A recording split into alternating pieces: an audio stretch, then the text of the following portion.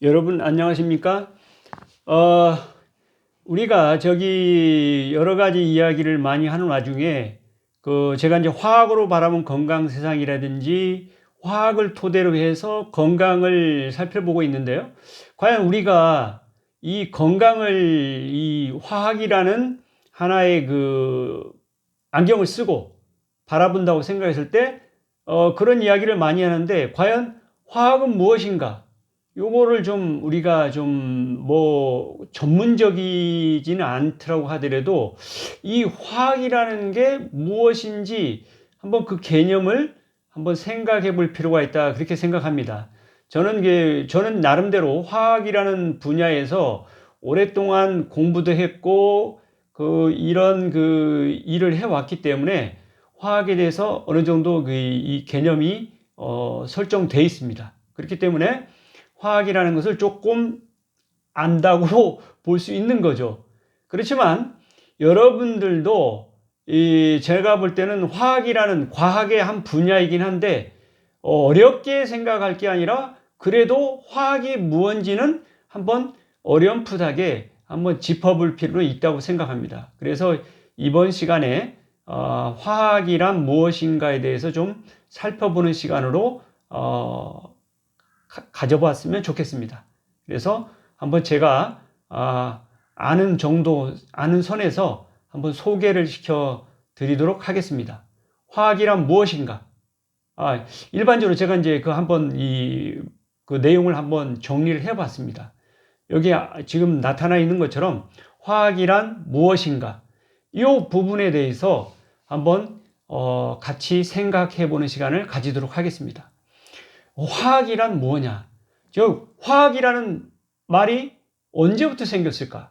저는 그렇게 생각하는데, 아마 조선시대 때는 이러한 화학이라는 단어를 사용하지 않았을 거라고 생각이 돼요. 왜냐하면은 그 당시에 우리 조선시대 때는 과학이라는 것은 존재하지 않았습니다. 서양에서 이 과학이 발달되고 하면서 일본을 통해서 우리나라로 전해온 역사를 가졌다고 생각하거든요. 제가 그 부분에 대해서는 구체적으로 정확하게 언제 어떻게 우리나라에 화학이 도입됐는지 그 부분까지는 정확히 모릅니다. 그렇지만 어렴풋하게 아마도 우리가 일본이 먼저 서양 문물을 받아들이고 그래서 그걸 빨리 발전시켜서 그거를 강력한 일본이 힘을 가지고 식민지를 이렇게 만들고 이러한 역사를 가지고 있는데 우리는 아마도 저는 그 생각을 합니다. 화학이라는 이 분야가 아마 일제시대 때 전해지지 않았을까 그런 추측은 해봅니다.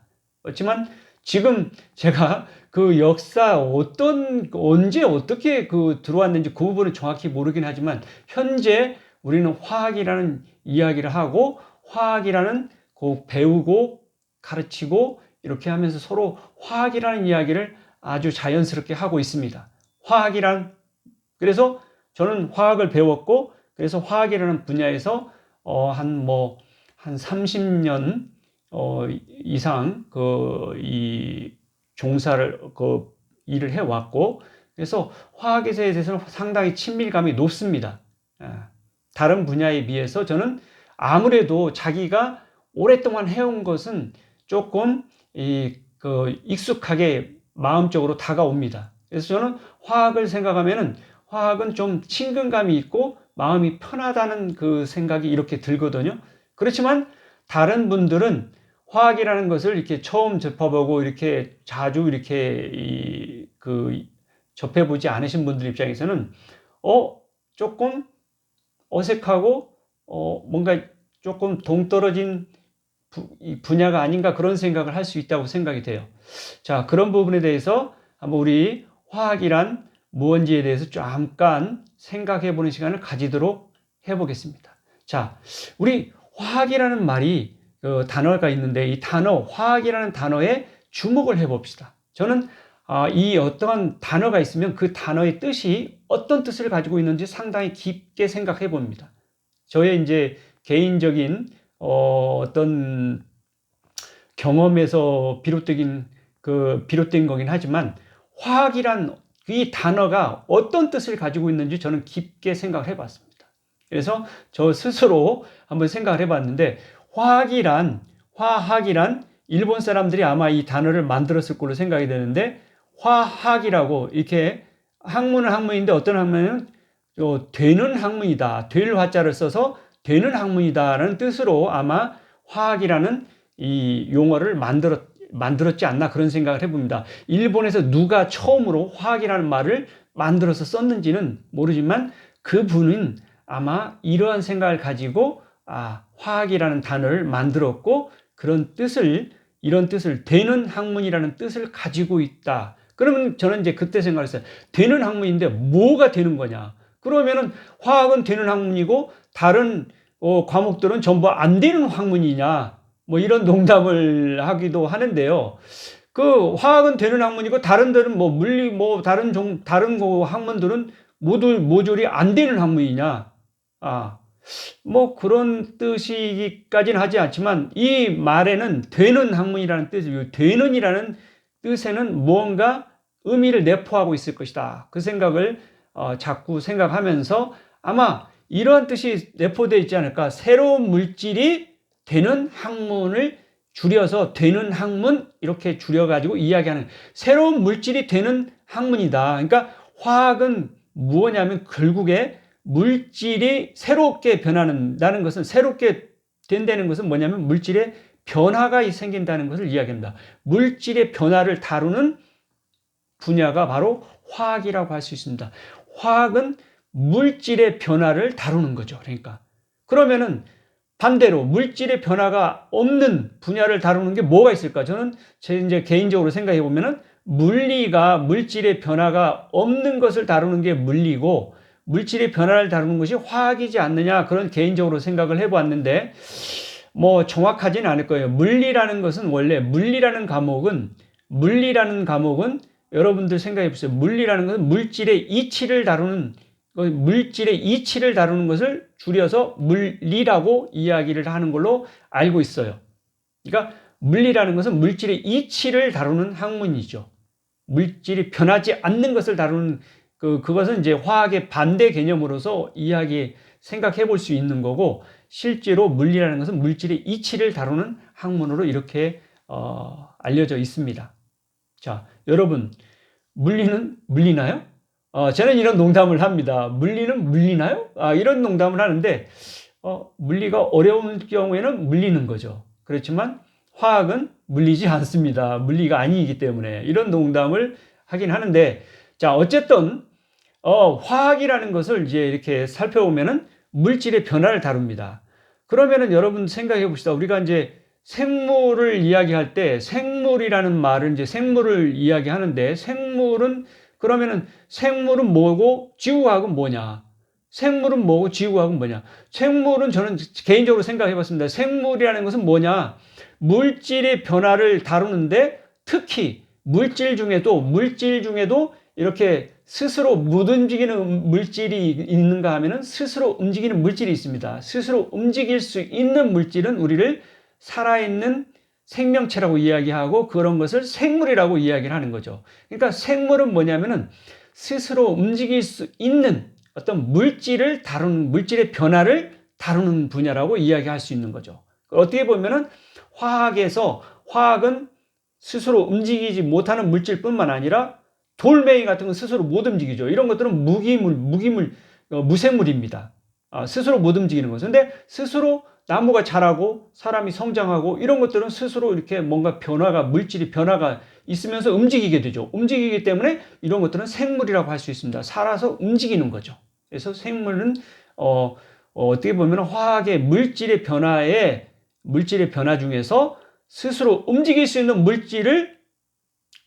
부분을 다루는 분야가 생물이지 않나 그런 생각을 해봅니다. 그것이 생물이 뭐고 그러니까 크게 보면은 화학의 한 부분이라고 이야기할 수 있다고 볼 수 있습니다. 화학은 크게 이야기하면 물질의 변하지 않는 영역을 다루는 것이 물리라는 부분이고 물질의 변화를 다루는 부분이 화학이라고 본다고 하면은 화학은 물리와 화학으로 이루어져 있다. 이렇게 크게는 이야기할 수 있지 않나 그런 생각을 해보긴 합니다. 그렇지만 이거는 저 개인의 생각이고 뭐 다르게 또 다른 관점에서 보면 또 다르게 볼 수도 있을 거예요. 근데 제가 그 개인적으로 생각해 보면은 과학은 물리와 화학으로 구분해 볼 수 있고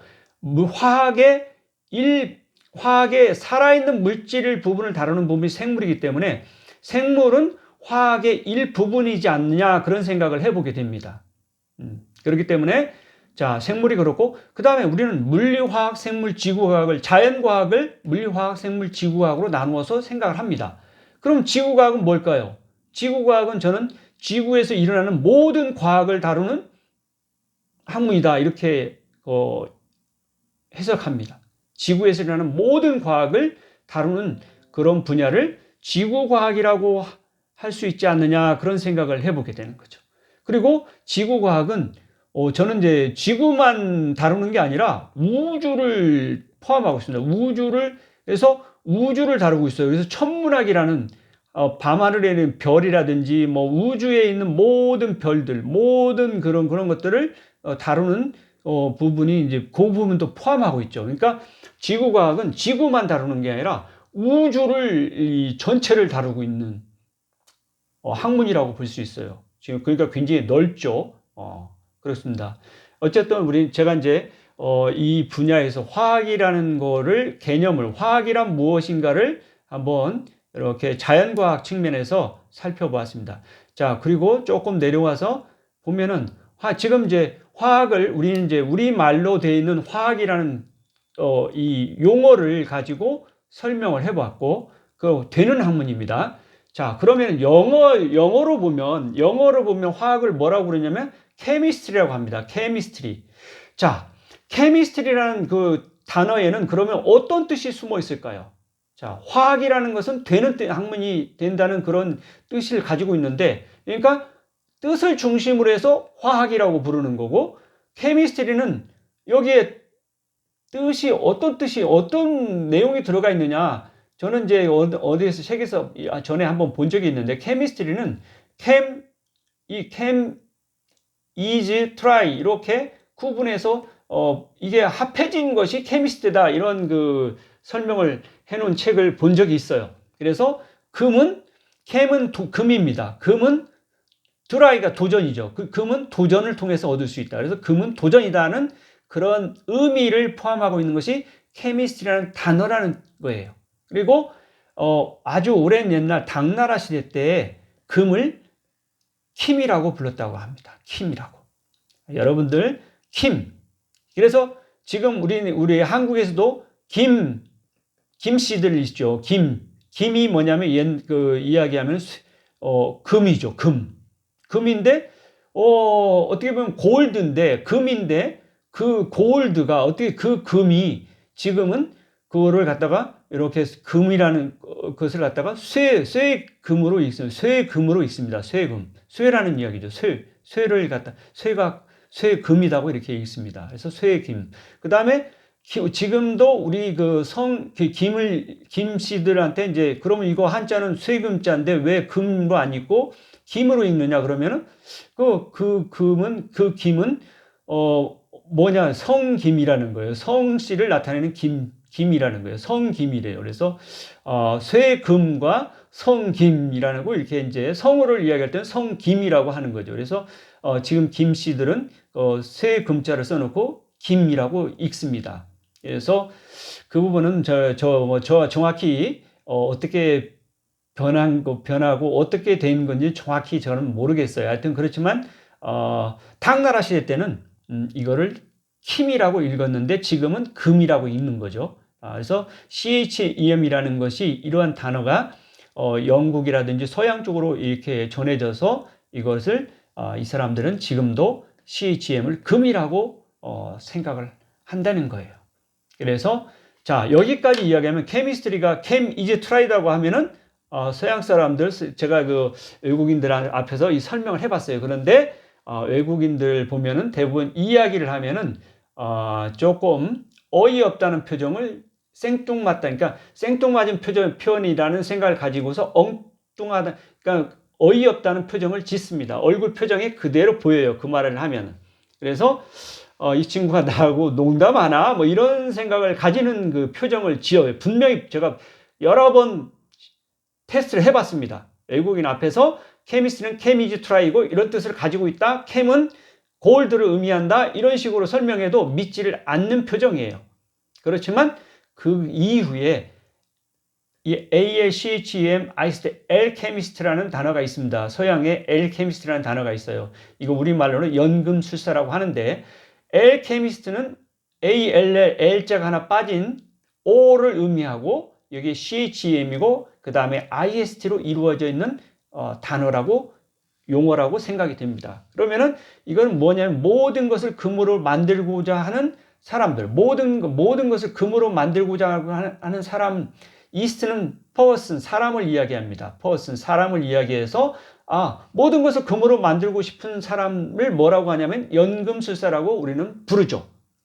실제로 서양 역사에서 보면 1600년대에 연금술사들이 많이 있었습니다. 그래서 유리 플라스크에 넣고 막 그 황과 뭐 이렇게 여러 가지를 여러 가지 집어넣고 막 가열하고 그래서 금을 만들 수 있다고 하면 떼돈을 벌 수 있기 때문에 많은 사람들이 연금술사로서 귀족으로부터 돈을 받아서 그런 실험을 무수하게 많이 했어요. 그런데 결국에는 그 당시에 그렇게 해가지고 연금술사들이 어느 누구도 금을 만들지는 못했어요. 다 실패했죠. 다 실패했는데 그렇지만 그 과정 중에 무한한 많은 시도를 하는 과정 중에 화학이라는 역사가 출발했다는 겁니다. 그 과정을 여기에 케미스트리는 하나의 화학이 출발하는 과정이 거기에 들어가 있는 거예요. 뜻이. 그래서 제가 보니까 서양 사람들은 과정을 중시하는 것 같고 우리 한국이나 일본 사람들은 뜻을 중요하는 거예요. 지금 현재 그게 그 단어가 어떤 뜻을 가지고 있느냐. 화학이라는 것은 어떤 뜻을 가지고 있느냐. 그러한 그 쪽으로 접근하는 것 같아요. 우리는 뭐냐면은 결론이 더 중요하고 서양 사람들은 과정을 중시하는 그런 경향이 좀 있지 않느냐 그런 생각을 합니다. 여러분들 한번 잘 살펴보세요. 서양 사람들은 과정을 굉장히 중시합니다. 우리는 결과를 중시해요. 그러니까 우리 일본이나 우리나라 사람들, 동양 사람들은 결과를 중시하는 경향이 있어요. 그러니까 과정이 엉망이더라도 결과만 좋으면은 장땡이라고 생각하는 그런 경향이 있죠. 어떻게 보면은 이것이 좋을 수도 있지만 어떤 경우에 있어서는 뭐냐면은 문제를 가지고 있을 수 있어요. 지금 우리 역사에서 보면은 민주화되는 과정을 보면은 과정을 무시하고 결과만 자꾸 이야기하는 그런 사람들이 있습니다. 굉장히 민주적이지 못하죠. 근데 서양 사람들은 그렇게 되면 굉장히 그건 잘못됐다고 과감히 이야기합니다. 서양 사람들은 과정을 굉장히 중시해요. 민주주의라는 것은 민주주의 절차를 지키지 않고 과정이 잘못되어 있으면 굉장히 잘못된 걸로 인식을 합니다. 근데 우리 한국 사람들을 일부 보면은 보수인 사람들을 보면은 과정이 엉망이더라도 뭐냐면 그냥 결과만 좋으면 된다 이런 생각을 가지고 있는 경우가 있는 것 같아요. 그래서 저는 그 부분은 조금 우리 동양 사람들이 서양 사람들의 과정을 중시하는 것을 조금은 배웠으면 좋겠어요. 그래서 민주주의라는 것은 과정을 중시해야 된다는 거예요. 서양에서부터 민주주의가 출발했고 민주주의가 발전해서 우리 동양에 전달됐고 지금 우리 한국이 이 민주화라는 과정을 거치고 있는데 어떻게 보면은 민주화라는 것은 과정을 중시하는 겁니다. 그렇기 때문에 과정을 무시하고 뭐냐면 결과만 자꾸 이야기하는 것은 민주적이지 못하다. 저는 그렇게 생각합니다. 그렇기 때문에 우리 한국이 민주화가 되려고 하면 지금 최근에 민주주의라는 것이 과연 무엇인가? 그 부분에 대해서 저는 심각하게 질문을 합니다. 과연 과정이 잘못되어 있는 민주주의가 민주주의라고 할 수 있느냐? 저는 아니라고 봅니다. 그래서 현재 우리 2022년 3월 9일 선거가 있었지만 이 과정을 보면은 우리 민주주의가 상당히 문제가 있지 않느냐 그런 생각을 해봅니다. 그렇지만 60대 이상 나이 드신 분들은 아직도 봉건주의에 사는 것 같아요. 대통령을 왕으로 생각하는 것 같아요. 왕으로 생각하고 왕은 마음대로 할 수 있다. 이 봉건주의적인 생각을 가지고 있는 분들이 많이 있는 걸로 같아요. 그래서 그 부분에 대해서는 좀 안타깝게 생각합니다. 민주주의는 봉건 시대하고는 전혀 다른 겁니다. 왕이 아닙니다. 대통령은 왕이 아니고 국민이 뽑은 하나의 그 일꾼이죠. 일꾼이기 때문에 얼마든지 대통령은 책임을 물을 수 있고 잘못했으면 책임을 물을 수 있고 끌어내릴 수도 있습니다. 옛날에 왕들은 완전히 자기 마음대로 막 멋대로 했죠. 이거 문제 있습니다. 봉건시대 때에 그 왕들은 진짜 문제가 있었어요. 그리고 이런 부분에 제가 이 부분을 우리나라의 민주화가 됐으면 하는 바람을 저는 개인적으로 가지고 있습니다. 가지고 있고 지켜보고 있어요. 그래서 저는 우리나라의 민주주의가 달성되는 그런 것을 소망합니다. 그때 지금 눈여겨 지켜보고 있습니다. 저는 제가 죽는 날까지 우리 대한민국이 좀 더 민주화되고 선진화된 서양으로부터 들어온 민주주의이긴 하지만 우리나라에 성공적으로 빨리 정착되기를 바랍니다. 그것이 저의 작은 소망이기도 해요. 그래서 한때는 1980년대 대학 다니고 그럴 때는 독재 시대 때 전두환 같은 독재자가 나타나고 박정희 같은 독재자들이 있었지만 그 이후에 점진적으로 민주화가 상당히 진행되어 있고 아주 우리나라는 성공적으로 전 세계적으로 빠른 시간 내에 아주 민주화된 모범 국가로 이렇게 다른 나라에서 칭찬을 하고 있습니다. 저는 그 부분에 대해서는 상당히 자랑스럽게 생각합니다.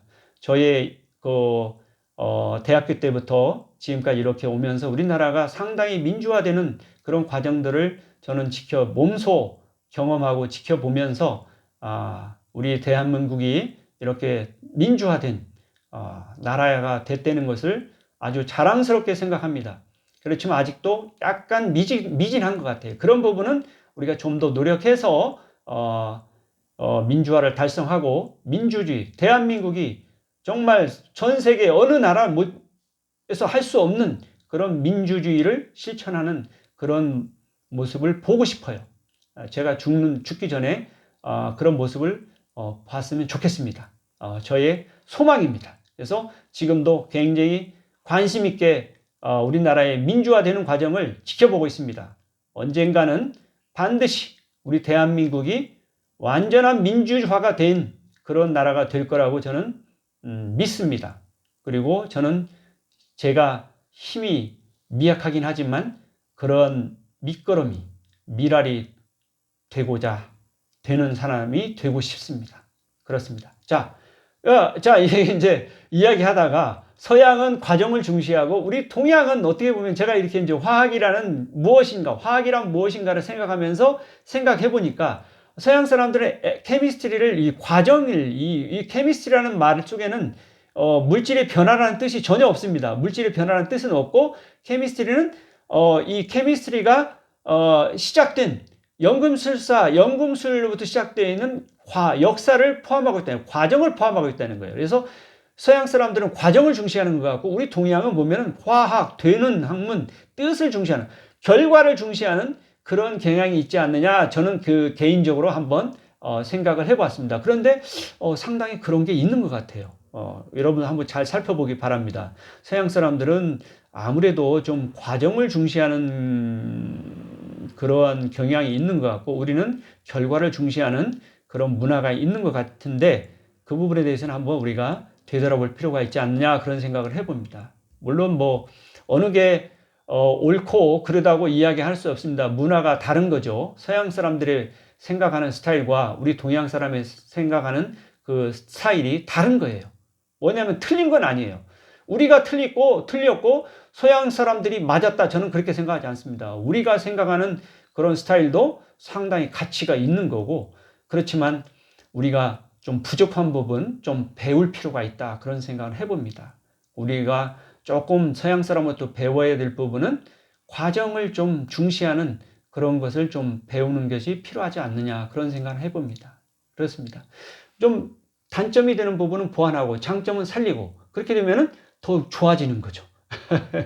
그렇습니다. 자, 그런데 제가 왜 이렇게 용어에 이렇게 그렇게 관심을 두느냐, 그거는 저 개인적인 경험하고 결부되어 있습니다. 제 이름이 주문입니다. 이주문인데, 이 주문이라는 단어 때문에 제가 초등학교 다닐 때 엄청 많은 놀림을 당했어요. 그리고 뭐 주문을 외워봐라, 뭐 주문이 뭐 이래가지고 이 주문 때문에 저는 그 상당히 어려움이 있었고, 그래서 제가 앞에 동영상에도 한번 주문을 해가지고, 저는 그래서 어렸을 때 초등학교 다닐 때는 주문이라는 것은 아마 그 이 이름 쪽에는 주문을 외우라는 뜻이 있는 걸로 생각을 해가지고 손오공 주문도 막 외우고, 그래서 그 주문이라는 데에서 굉장히 관심이 많았어요. 손오공 주문. 그래서 전에 내가 이야기했지만, 라디오 방송에 나오는 손오공을 들으면서 손오공 주문을 보니까, 은왕머리 나부름 못 따라까 뿌라냐, 오색구름만 내려오느라, 이얏! 그러면은 오색구름이 슉슉슉 내려옵니다. 그래서 오색구름을 타고 15,000리를 슉 날아가기도 하는데, 그때 유기원 선생님이 라디오 방송에 설명하는 것을 제가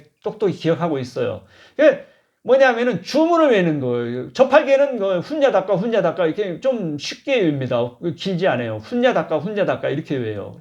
그러다가 텔레비전에서 나오는 손오공을 보니까 슈퍼보드를 날아다니면서 외우는데, 뭐냐면은 훈자닭과가 아니라 치키치키 차카차카 치키치키 차카차카 치키치키 차카차카 이런 식으로 주문을 외우더라고요. 그래서 저는 다른 사람들은 주문을 외우는 거에 대해서 이렇게 가볍게 생각하고 넘어갈지 모르지만, 저는 어떠한 주문이든지 나오면은 굉장히 관심 있게 듣고 관심 있게 그리고 기억을 합니다. 왜냐하면 제 이름이 주문이기 때문에 그래요. 주문. 그래서 주문이는 주문을 외우라는 뜻인가 그렇게 초등학교 때 생각했기 때문에 아주 저는 거기에 민감합니다. 그런데 제가 중학교에 들어가서 한문을 배우기 시작했는데, 한자를 배우면서 보니까 제 이름이 기둥주자에 글을 문자인 거예요. 기둥주자에 글을 문자다. 이거 무슨 뜻입니까? 이거를 우리 외할아버지께서 이름을 지어주셨다는데, 이름을 지어줄 때 뜻을 가지고 지어주죠. 그냥 아무렇게나 지어주냐. 뭐냐면 좋은 뜻을 가지고 지어줬을 때라는데, 뭐냐면 글을 통해서 기둥이 되라. 이런 뜻으로, 지어주신 게 아닌가. 뭐냐면 기둥주자, 글을 통해서 기둥이 되라. 이런 뜻으로 주문이라는 이 이름을 지어준 걸로 이제 생각을 하게 됐어요. 그래서 중학교 때부터 저는 공부에 흥미를 느끼고 공부를 해왔습니다. 재미있게 공부를 해왔어요. 그래서 중학교 때부터 공부를 열심히 합니다. 그래서 공부를 잘하게 돼요. 고등학교 때도 하고 대학교 때도 하고. 그래서 지금까지 저는 공부라는 것을 하나의 뭐냐면은, 여러분들은 어떻게 생각하시면 저는 공부를 재미있게 합니다. 왜냐하면은 흥미를 가지고 재미있게 하고 있어요. 왜냐하면은 배우는 것은 무척 흥미롭고 재미있는 거라고 생각이 돼요. 그래서 저는 공부를 짜증나게 공부하지 않았습니다. 재미있게.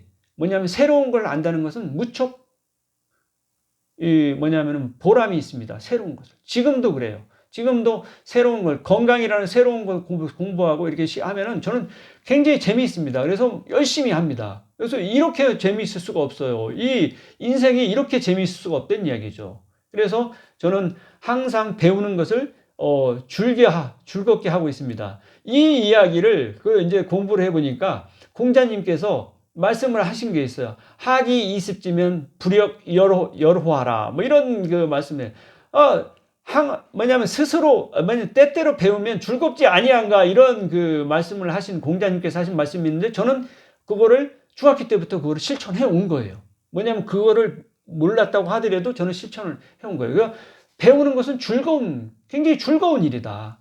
그렇습니다. 그러니까 항상 우리는 뭐를 배우려고 노력을 해야 돼요. 저는 여러분들이 지금 이 화학이라는 이 용어에 대해서 지금 이렇게 설명을 하고 있지만, 여러분들 화학이라는 것을 배우는 것을 즐겁게 생각하십시오. 얼마나 뭔가 새로운 걸 배우는 거잖아요. 새로운 거. 이 배운다는 것은 아주 재미있는 겁니다. 아주 재미있어요. 화학이라는 것은 이렇게 시작이 됐고, 이런 화학이라는 뜻이 있고 재미있어요. 아주 재미있습니다. 자, 그래서 제가 이제 화학이라는 뜻을 알고, 그래서 물질의 변화에 대해서 굉장히 관심을 많이 가지고 있죠. 그래서 뭐냐면 제가 이제 박사과정 때 물질의 변화를 가지고 이렇게 새로운 물질이 변화되는 것을 앞에서 동영상에서 한번 설명한 적이 있는데, 새로운 사실을 알게 됐어요.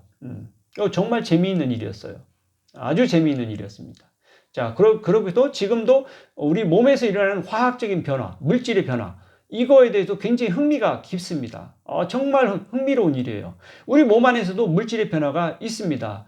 뭐냐면은 탄수화물이 들어가서 포도당으로 변해서 포도당이 흡수되고, 포도당이 물과 이산화탄소로 되면서 에너지가 생산되고, 뭐냐면 단백질이 만들어지고 지방을 통해서 세포벽이 만들어지고 이러한 것들은 다 물질의 변화에 해당되는 부분인데 이러한 것들이 물질의 변화가 우리 몸 안에서 이루어진다는 사실이에요. 그러니까 뭐냐면 건강도 우리 몸의 건강도 화학하고 밀접한 관계가 있다는 거예요. 그래서 저는 무척 이 화학으로 바라본 건강 세상이라는 책을 쓰기도 하고 그리고 저는 그거에 대해서 무척 보람 있게 생각합니다. 건강을 화학적으로 바라보는 거죠. 제가 이제 그 경험을 한번 좀 말씀드리겠습니다. 2014년에 학생들, 우리의 그 민족상업고등학교 학생들을 데리고 비전 트립을 간 적이 있어요. 유럽으로. 그때 인솔교사에 참여했는데, 처음에 영국 런던에 도착해서 프랑스 파리를 거쳐서 스위스 제네바를 거치고 이탈리아 그 알프스 산맥을 터널을 통해서 스위스에서 이탈리아로 건너옵니다. 굉장히 터널이 길더라고요. 그리고 이탈리아를 쭉 이게 길게 돼 있는데 쭉 타고 고속도로를 타고 내려오면 로마에 도착합니다. 로마에서 한 3일 정도 그 관광을 한 것 같아요. 로마에는 볼 것이 참 많아요. 그래서 로마에 도착해서 봤는데 로마는 보니까 건조하더라고요. 건조해가지고 물이 부족해요. 그래서 로마 시내 이렇게 돌아다니니까 가로수가 이렇게 있는데 그 가로수 밑에 잔디를 심어놨는데 물이 부족하니까 스프링클러가 나와서 물을 이렇게 뿌려주더라고요. 그렇지 않으면 그게 자랄 수가 없는 거예요. 그 정도로 로마는 제가 갔을 때 5월달쯤 갔을 때 보니까 건조하더라고요. 그래서 물이 부족하고 그래서 로마에서는 물도 사 먹어야 됩니다. 그래서 식당에 가면은 물이 이게 그 생수병이 나오는데 그게 사 먹어야 되는 거예요. 그 정도로 우리나라에서는 물이 뭐 풍부하고 물이 막 흔해 가지고 물을 뭐 이렇게 식당에 가면은 그냥 물을 공짜로 주는데 물이 부족한 나라에서는 물도 소중한 거예요. 굉장히 중요합니다. 물 못 먹으면 죽죠. 그렇습니다. 로마가 그렇더라고요. 그래서 로마는 물이 부족한 지역이구나. 뭐 그런 생각을 합니다. 로마는 물이 부족합니다. 그래서 이제 제가 따라갔는데 저는 이제 어떤 다른 사람들은 어떻게 생각하는지 모르지만 저는 물질의 변화에 대해서 관심을 가지고 보는 거예요. 화학이라는 안경을 쓰고 보는 거죠. 그래서 여행지들을 이렇게 살펴봤어요. 런던에서 보고 파리, 제네바, 로마에 이렇게 도착하는데 보니까 관광할 때마다 전부 다 모든 런던에 있는 제가 관광하는 지역은 전부 다 뭐냐면은 4층 건물입니다. 1층, 2층, 3층, 4층 건물로 되어 있어요. 근데 런던에서도 그렇고 프랑스 파리에서도 그렇고 뭐냐면 이탈리아, 프랑스, 스위스 제네바도 그렇고 이탈리아 로마까지 전부 다 4층 건물로 되어 있더라고요. 쭉 연결되어 있는 건물인데 똑같아요. 모습이. 과연 이게 무언가? 이게 뭔가 일치하는 면이 있는데 이게 어떻게 된 건가? 저는 그거 궁금했어요. 굉장히 궁금했습니다. 그런데 로마에 도착해서 로마에서 그 가이드 하시는 우리를 안내하시는 가이드 분께서 설명을 해주시는데 아주 새로운 사실을 알게 됐어요. 이 4층으로 된 건물들이 왜 그렇게 생겼는지 어디서 시작됐는지가 설명을 하시더라고요.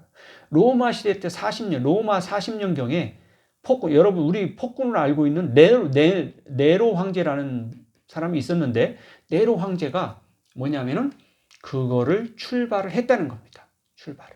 그래서 네로 황제를 지금 우리는 보통 교과에서 배울 때 네로 황제는 폭군으로 이렇게 배우고 나쁜 사람이다 이런 이미지로만 배우고 있는데 그 가이드 분께서는 네로는 결코 그렇게 나쁜 사람이 아니다. 로마의 입장에서는 굉장히 훌륭한 일을 한 사람인데 어쩌다가 그렇게 역사의 패배자로가 되어서 역사에는 안 좋게 기록이 된 면이 없지 않아 있다. 사실 잘 알고 보면 네로 황제는 나름대로 노력을 했던 사람이다. 이런 말씀을 하시는 것을 들었어요. 여러분, 우리는 이 어떤 것을 정확히 안다고 생각하지만 어떤 면에서 보면 우리는 이 어느 한쪽 너무 이 한쪽 사이드에서 그러니까 편견을 가지고 바라보는 경우도 있을 수 있다는 거예요. 뭐냐면 승리한 분들이 기록한 역사를 통해서 세상을 바라보는 거죠. 그 역사를 공부하는 거죠. 역사는 패배자는 잔인하게 기록되어 있어요. 뭐냐면은 그렇게 되어 있습니다. 공민왕도 그렇게 썩 좋지 않게 기록되어 있죠. 태조 이성계는 굉장히 좋게 기록되어 있는데, 그거는 뭐냐면 승리자는 자기의 역사를 좋게 기록합니다. 패배자는 안 좋게 기록이 돼요. 우리 백제 시대 때 마지막 의자왕도 굉장히 안 좋게 기록되어 있죠. 자, 패배하면은 역사는 패배자는 아주 그 잔인할 정도로 안 좋게 기록을 합니다. 자, 내려 황제도 그런 비운의 황제였던 걸로 생각이 돼요. 그래서 내로 황제 때 어떤 일이 있었냐면, 이것도 하나의 이야기죠. 내로 황제가 뭐냐면은 그 당시에 이 콘크리트 기술이 있었어요. 그래가지고 그 4층 그 로마 시내가 전부 1층 그 목조 건물로 이루어져 있었는데, 어떻게 보면 1층짜리로 쫙 깔려 있는 것보다는 4층으로 되어 있는 것이 훨씬 많은 사람이 살고, 그렇게 되면 경쟁력도 좋아지는 거죠. 그런데 그 당시에 1층으로 전부 이루어져 있다는 거예요. 그래서 네로 황제가 그걸 볼 때마다 안타까워했다고 그래요. 그래서 저거를 4층 높이로 다 하면은 더 많은 사람이 살 수 있고, 로마 시내에 뭐냐면은 시민들이 더 많아질 수 있고 굉장히 좋을 텐데, 그런 생각을 가졌는데, 네로 황제가 지방에 출장 가는 동안에 로마 시내에 대화재가 일어난 거예요. 막 3분의 1 정도가 다 타버린 거예요, 로마 시내가. 그래가지고 돌아와가지고 그 탄 부분을 전부 다 뭐 어떻게 하냐면은 4층 건물로, 지금 현재 로마 시내에 있는 4층 건물로 다 변모시킵니다. 그렇게 해서 로마 시내가 그렇게 4층 건물로 되니까 어떻게 됩니까? 획기적인 변화가 옵니다. 더 많은 사람들이 살 수 있고, 시장이 열리고, 정치가 열리고, 그래서 뭐냐면은 그 로마가 일대 획기적인 변화가 일어나는 거예요. 네로 황제 시대 때부터. 그래서 여러분은 우리 조선시대 때 어땠나요? 우리 한양에 수도 있지만 한양이 전부 다 1층 목조 건물이었죠. 여러분이 1층으로 전부 다 한양을 깐다고 해도 많은 사람이 살 수가 없어요. 경쟁력은 떨어집니다. 결국에 나중에 보면 하지만 유럽은 이런 식으로 해서 로마에서 시작된 그 4층 건물들이 로마, 이탈리아, 스위스, 프랑스, 영국까지 유럽 전역이 4층의 콘크리트를 사용해서 건물이 지어짐으로써 많은 경쟁력을 가지고 있을 수 있어요. 제가 어디에 단테 신곡을 단테라는 분이 사는 사셨던 부분에 갔는데, 거기에다 이렇게 편말로 단테 3층에 사셨다고 그래요. 3층에 살았는데 3층 거기에다가 이렇게 단테 이렇게 써놨더라고요. 그래서 이게 여기 와서 이걸 보는 게 무슨 의미가 있나, 그런 생각이 들기도 했는데, 어쨌든 단테 신곡을 쓴 그 유명한 분은 3층 건물에 살고 있었다는 거예요. 그게 무슨 이야기냐면은, 자, 여러분들이 이 4층의 건물로 되어 있는 그 콘크리트 건물에 산다고 그러면 많은 사람이 살 수가 있습니다. 좁은 영역에 많은 사람이 살 수 있어요. 그러니까 우리 동양에 비해서 1층 건물에 되어 있는 동양에 비해서 서양이 어떻게 보면은 좀 더 높은 경쟁력을 가지고 발전할 수 있는 어떤 그 토대를 마련할 수 있었던 것이 네로 황제부터 출발했지 않느냐, 저는 그런 생각을 해봅니다. 이거는 어떻게 보면은, 자, 여러분들이 콘크리트 기술이 있는, 그러니까 콘크리트 기술을 사용할 수 있는 민족과 콘크리트 기술이 없는 그런 민족은 이 차이를 가져올 수밖에 없어요. 콘크리트 기술은 4층 건물을 속에서 살 수 있는 반면에 조선시대까지는, 우리는 조선 말년까지 콘크리트 기술이 없었죠. 그렇다 보니까 목조 건물만 가지고 살았어요. 이제 일제시대 때 비로소 서양 문물이 들어와 가지고 뭐냐면은 우리 조선 천독부도 짓고 이렇게 고종 황제 때 이렇게 콘크리트를 사용해서 건물들을 지은 그런 우리 문화재가 있죠. 자, 우리는 어떻게 보면은 이 콘크리트 기술이라는 것을 이 콘크리트라는 물질, 어떻게 보면 시멘트라는 물질을, 이러한 물질들을 접하게 된 것이 굉장히 늦었다고 하지만, 지금은 콘크리트 우리 시멘트 어디든지 쉽게 볼 수 있죠. 우리 한국에서. 자, 그렇고 저는 이제 이런 나중에 말씀드리겠지만, 이게 이제 주택 문화하고 관계 되는데, 주택 문화에 있어서 1층 건물에서 이렇게 전부 다 사는 거하고 4층 건물에서 사는 거하고 경쟁력이 4층 건물에 사는 것이 높습니다. 그러다가 나중에 뉴욕에 가면은, 뉴욕은 지금 가보면은, 저도 이제 가본 적이 있는데, 뉴욕에 가면은 80층 막 60층짜리 건물들이 줄비해요. 그러니까, 유럽은 지금도 옛날의 문화재를 뭐 이렇게 보존한다고 생각하지만 4층 건물이 굉장히 많습니다. 여러분들이 뉴욕하고 유럽에 있는 도시, 파리, 뭐, 런던, 제네바, 뭐, 로마, 이런 데에 있는 4층 건물하고 뉴욕에 있는 건물들하고 어느 쪽이 경쟁력이 있을까요? 단연 뉴욕이 경쟁력이 훨씬 높습니다. 더 많은 사람이 좁은 영역에서 살 수 있고 많은 일을 할 수 있죠. 그러니까 그거는 경쟁이 될 수가 없는 거예요. 자, 그러면서 뉴욕이 발전하면서 이제 그것이 뭐 이제 로스앤젤레스, 동경, 뭐 우리 서울, 우리 각 지방의 이제 부산, 뭐 중국, 최근에 중국이라든지 뭐 기타 다른 나라들도 보면은 중국에도 뭐 베이징, 상하이, 뭐 이게 이런 홍콩 이런 데에 보면은 높은 빌딩들이, 건물들, 주택지들이 많이 있습니다. 지금 현대에 와서는 뭐냐면은 유럽은 4층 건물에서 만약에 산다 그러면은 점점 가면 갈수록 경쟁력이 떨어지고 우리 현대의 이러한 쪽을 뉴욕이나 동경, 서울, 뭐 베이징, 상하이 이쪽하고는 경쟁이 되지 않는다고 저는 생각합니다. 나중에 그 말씀을 더 드리긴 하겠지만 이와 같이 우리의 물질을 그런데 이제 뭐냐면은 물질인데 그리스 옛날에 유럽에서는 뭐냐면 콘크리트만 사용했어요. 콘크리트밖에 사용할 수 없기 때문에 아마 자기들도 이렇게 그 벽돌을 가지고 이 건물을 지어봤을 거예요. 근데 벽돌만 가지고 순수하게 쌓으면은 아마 높은 건물을 4층이 아마 그 가장 합리적이고 걸어서 올라갈 수 있고 그렇기 때문에 여러 가지 측면에서 4층이 최적의 그 건축물로 생각이 되었지 않나 그런 생각이 듭니다. 그런데 현대에 들어와 가지고는 철을 사용하죠. 철골을 사용하면서 철골로 사용하기 때문에 100층도 이렇게 지어요. 우리 잠실에 가면 121층 이제 건물도 지었죠. 뭐 대만에 가면 101층짜리도 있고 이와 같이 그 건물을 지을 수 있는 것은 4층이 아니라 101층짜리 이렇게 아주 높은 건물을 지을 수 있는 것은 철을 사용할 수 있기 때문에 철골로 구조를 이렇게 만들죠. 먼저. 그리고 콘크리트 이런 게 좀 같이 사용해서 유리도 사용하고 이런 물질을 다양하게 사용해서 뭐냐면은 현대에서 더 다양한 주택 문화를 사용하고 있는 거죠. 이러면서 현대에 들어와서는 옛날에 우리 1600, 1700, 1800년대에 살고 유럽의 그런 물질을 가지고 주택을 만들었던 것보다는 훨씬 경쟁력이 있습니다. 자, 어쨌든 우리는 이 콘크리트 기술을 가지고 있는 그런 사람들과 그 사용하지 못했던 시절에 우리의 역사를 보면은 경쟁력이 뒤떨어지고 그에 따라서 우리가 좀 그런 시절을 겪었지 않느냐 그런 생각을 해보긴 합니다. 지금 근데 우리는 이제 콘크리트도 알고 철도 알고 모든 것을 알기 때문에 우리 대한민국은 자타가 공인하는 과학을 가지고 있고 경쟁력이 있습니다. 아주 경쟁력이 있죠. 저는 뿌듯합니다.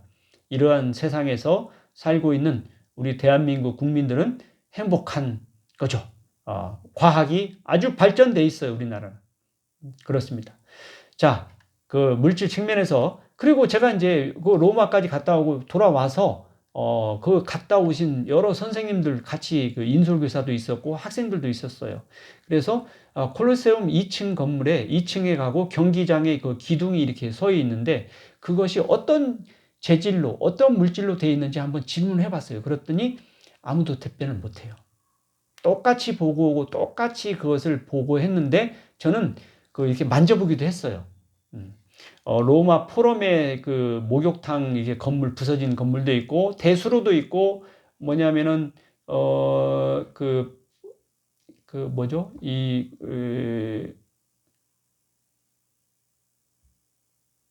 콘크리트 건물로 되어 있는 판테이론인가요? 판테이온? 예, 거기도 있고 이런 건물들이 있는데 그런 건물들이 전부 다 콘크리트를 기술을 사용했다는 거예요. 그 기술이 콘크리트란 기술이 없었으면 이런 건축물들은 불가능한 겁니다.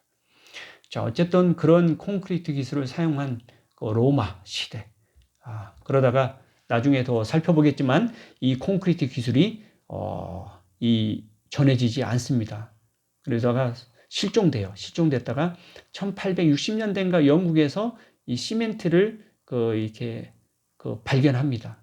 그래서 그걸 가지고 현재 우리가 쓰는 이 콘크리트를 만드는 시멘트를 만들고 이렇게 해서 이렇게 우리가 사용하고 있는데, 로마 시대 때에 있는 그 콜로세움이라든지 목욕탕이라든지 대수로가 보면은 멀쩡하게 2000년이 지났는데도 멀쩡하게 있습니다. 그런데 지금 현대 우리는 콘크리트 뭐 고스트로도 만들고 이런 콘크리트 포장도 하고 그런데 보면은 뭐 그렇게 뭐 몇십 년도 안 됐는데 막 이렇게 덜렁덜렁해지고 막 이렇습니다. 그러니까 뭐냐면은 2000년이 지났는데도 아주 지금도 끄떡없이 이렇게 잘 보존되어 있는 그 로마 시대 때의 콘크리트 기술은 뭐냐, 대단했다, 이렇게 이야기합니다. 근데 그때에 사용했던 지금 이제 현대 과학으로 보면은 그때는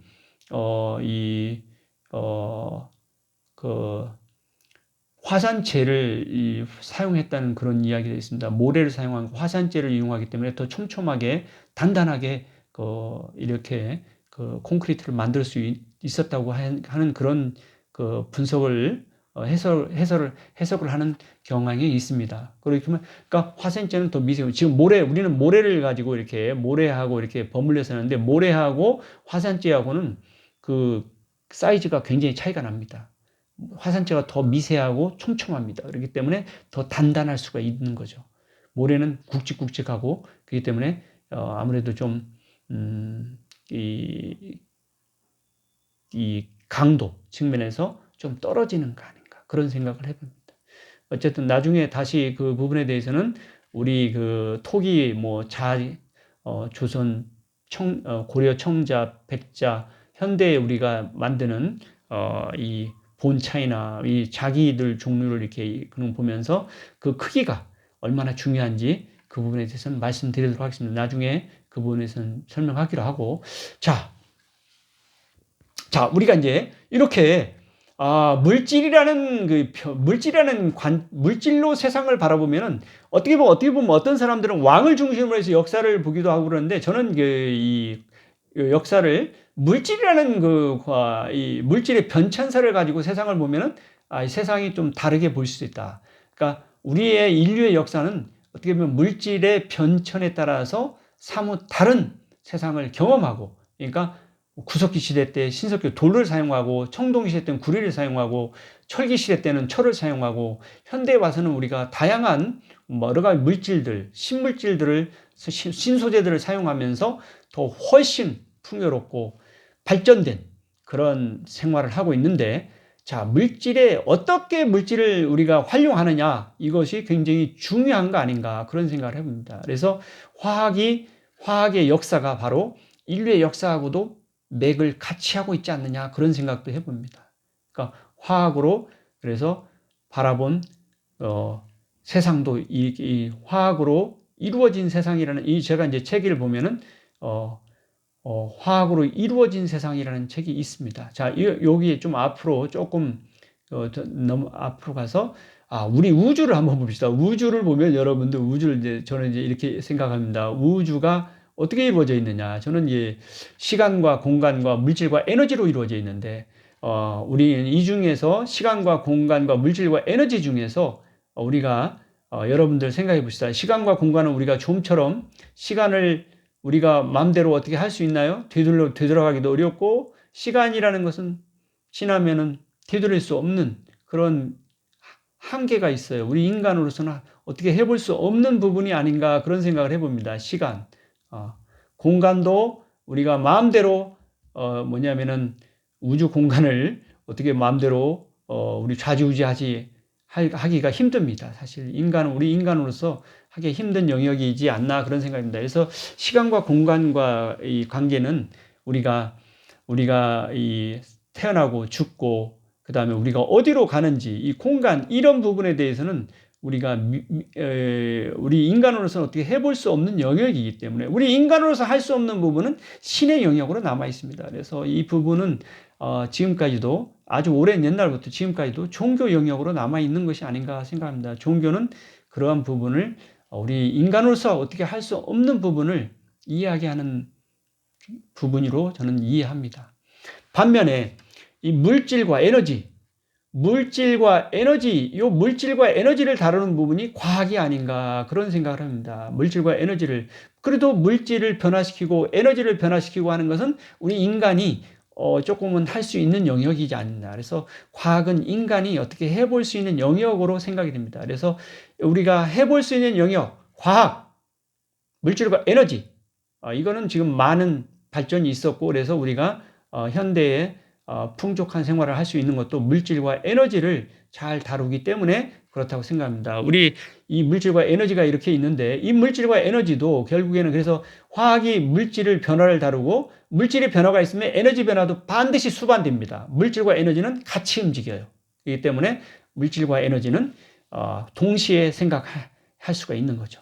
그래서 서양에서는 이것을 물질과 에너지를 구분해서 이야기했는데, 우리 동양은 안타깝게도 이 물질과 에너지를 구분을 못했던 것 같아요.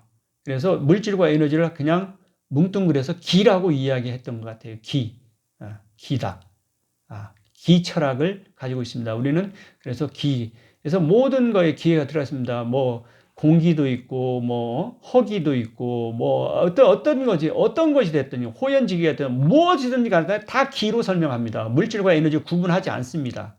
그래서 기란 무엇인가 하면은 어떤 사람은 에너지라고 이야기하고, 그런데 에너지 아닙니다. 기는 정확히 이야기하면 물질과 에너지를 전부 다 이야기하는 겁니다. 기라는 것은 뭐냐면은 에너지가 에너지만 이야기하는 게 아니에요. 그래서 어떻게 보면은 좀 과학이 발전하기 어려운 용어를, 단어를, 뜻을 가지고 있지 않나 그런 생각이 듭니다. 서양은 다행스럽게 뭐냐면은 과학을 물질과 에너지를 구분해서, 이걸 물질과 에너지를 구분해서 접근하고 설명을 하기 때문에 과학이 발전할 수 있었지 않느냐 그런 생각이 듭니다. 이런 어떤 개념은 굉장히 중요합니다. 어떤 개념을 가지고 우리가 접근하고 살아가느냐는 것은 굉장히 중요한 것 같아요. 그래서 물질과 에너지 개념이 있었던 서양이 과학을 발전시킬 수 있고, 우리는 물질과 에너지 개념을 가지지 못했기 때문에 과학이 동양은 발전을 시키지 못하고 결국에 기라는 이야기밖에 계속 할 수밖에 없었고, 그래서 조선 말년까지도 계속 기에 대해서만 이야기를 하는 그런 상황이 있었죠. 뭐냐면은 시간은 많이 흘러왔는데, 굉장히 오랜 세월이 흘러왔지만 그거에서 벗어나지를 못했다는 거죠. 지금은 우리가 과학을 이야기할 때는 물질과 에너지를 이야기합니다. 물질과 에너지를 이야기합니다. 화학도 마찬가지입니다. 물질과 에너지를 이야기하는 거예요. 그래서 저는 이제 이 부분에 대해서는 이 과학으로 모든 것을 지금 현대는 바라보는 시대가 됐지 않느냐 그런 생각이 듭니다. 그래서 우리 생활 가까운 것은 모든 것은 화학입니다. 물질, 여러분 주변을 둘러보십시오. 다 물질로 이루어져 있습니다. 나무라는 물질, 시멘트라는 물질, 뭐 플라스틱, 여기에 있는 볼펜도 플라스틱으로 이루어져 있죠. 이런 물질들이 있습니다. 물질을 통해서 우리가 다양한 물질을 활용해서 생활을 해 나가고 있는 거죠. 옷도 마찬가지고. 우리는 주변에서 화학을 쉽게 접할 수 있습니다. 그래서 아주 유명한 책이 있습니다. 화학으로 이루어진 세상이라는 유명한 책이 있는데, 우리는 우리 세상이 온통 화학으로 이루어져 있다는 거예요. 온통.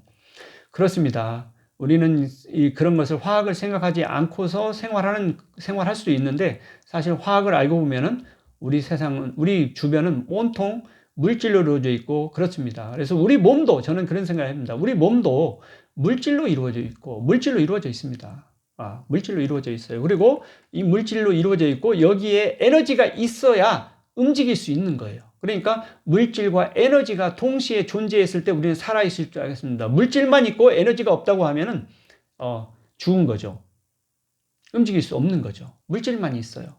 뭐냐면 시체도 물질은 있습니다. 살아있는 사람도 물질은 있습니다. 그렇지만 거기에 차이점은 에너지가 있느냐 없느냐의 차이가 있는 거죠. 그래서 우리는 살아있을 때 건강하다는 것은 뭐냐면은 물질과 에너지가 동시에 작용이 되는 거죠. 그래서 저는 이런 부분을, 그래서 건강을 화학이라는 안경을 쓰고 바라본 세상이다. 그렇게 해서 화학으로 바라본 건강 세상이라는 책을 한번 쓰기도 했습니다. 그래서 건강을 바라볼 때 물질과 에너지로, 화학이라는 과학을 통해서 물질과 에너지로 건강을 한번 접근하고 살펴봤으면 하는 생각을 가지고 그렇게 책을 썼습니다. 그리고 최근에는 이제 어떤 거냐면은 근육풀기 건강법이라고 해서 제가 이 근육풀기 건강법을 해가지고 건강 문제들을 많이 해결했어요. 그래서 그런 부분에도 집중하고 있습니다. 여러분들 제가 이 여러 가지 화학이란 무엇인가에 대해서 설명을 드렸는데 좀 더 화학에 대해서 조금 관심을 가지고 공부를 하고 화학이라는 것은 과학의 한 분야로서 물질의 변화를 다루는 거고 물질과 에너지를 우리가 이해할 수 있고 이 물질과 에너지를 이해하고 그 다음에 건강, 우리 몸에 대해서 몸의 건강에 대해서 물질과 에너지라는 화학이라는 그 변화, 과학을 통해서 바라보고 이 건강을 챙긴다고 하면은 굉장히 도움이 될 수 있다고 생각합니다. 여러분, 어쨌든 우리가 우리 건강을 이렇게 좀 더 과학적으로 접근하려고 노력을 했으면 하는 마음입니다. 여러분, 자, 오늘 제가 여러분들하고 이 화학은 무엇인가에 대해서 오랜 시간 동안 살펴봤습니다. 감사합니다.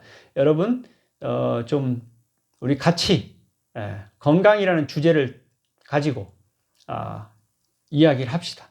저는 이제 나이가 올해로 60인데 저는 그런 생각을 가집니다. 제가 이제 얼마나 더 살지 모르는데 그 건강이라는 주제를 가지고 한번 죽는 날까지 한번 그 노력을 해보고 싶습니다. 여러분들, 저는 그래서 지금 건강 실험도 하고 그래서 건강 실험을 해서 그 건강이 좋아진 것을 유튜브 동영상에 올리고 있습니다. 그래서 주문 건강 실험. 그래서 주문은 사실은 그냥 건강 실험을 구분하기 위해서 쓴 겁니다. 제 이름을. 사실은 중요한 것은 건강 실험이죠. 그래서 주문 건강 실험 TV라는 그런 이렇게 해서 저는 이렇게 띄워놓고 있습니다. 그래서 혹시 관심이 있으면은 좀 보시고 건강한 생활을 하셨으면 좋겠습니다. 고맙습니다. 여러분, 이상으로 마치도록 하겠습니다. 감사합니다.